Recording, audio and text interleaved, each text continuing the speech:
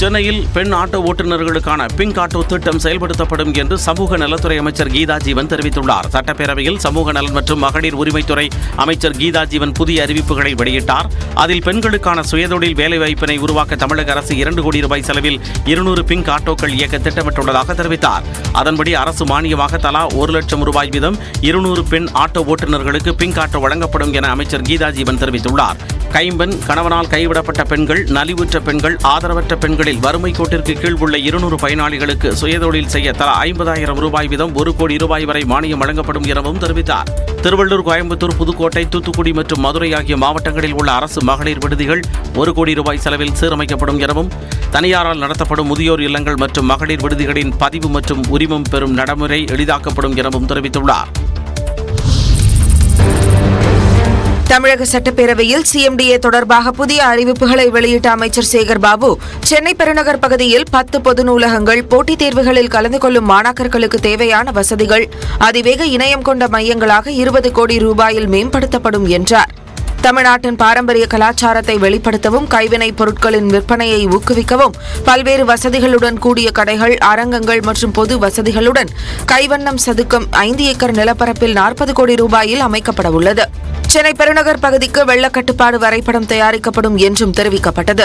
மெரினா கலங்கரை விளக்கம் முதல் தீவுத்திடல் வரை அரசாங்க பாரம்பரிய கட்டடங்களை மின் விளக்குகளோடு அழகு செய்தல் உள்ளிட்ட பல்வேறு அழகிய வடிவமைப்புகளுடன் மெரினா பாரம்பரிய வழித்தடம் 2 கட்டங்களாக 10 கோடி ரூபாயில் மேம்படுத்தப்பட உள்ளது. அண்ணா சாலை மற்றும் பழைய மகாபலிபுரம் சாலை பகுதிகளுக்கு உள்ளூர் பகுதி திட்டம் தயாரிக்கப்பட உள்ளது.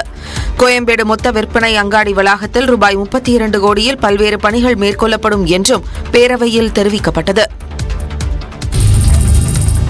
தமிழ்நாட்டில் கடந்த நிதியாண்டை காட்டிலும் 2023-24 நிதியாண்டில் டாஸ்மாக் வருவாய் 1734 கோடியே 53 லட்சம் ரூபாய் அதிகரித்திருப்பதாக மது விலக்கு மற்றும் ஆயத்தீர்வுத்துறை அறிவித்துள்ளது.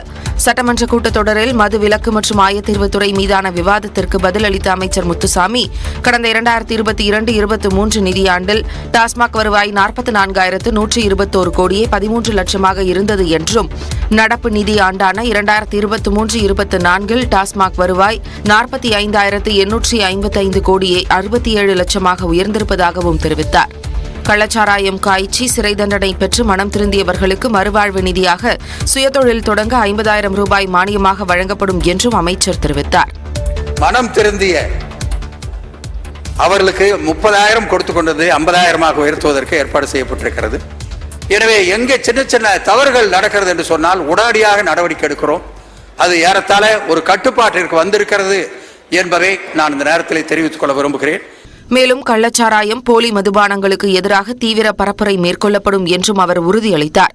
மாநிலம் முழுவதும் உள்ள 45 மதுவிலக்கு சோதனை சாவடிகளில் வாகனப்பதிவை அடையாளம் காணும் தானியங்கி கண்காணிப்பு கேமராக்கள் நிறுவப்படும் என்று சட்டமன்றத்தில் அமைச்சர் முத்துசாமி தெரிவித்தார்.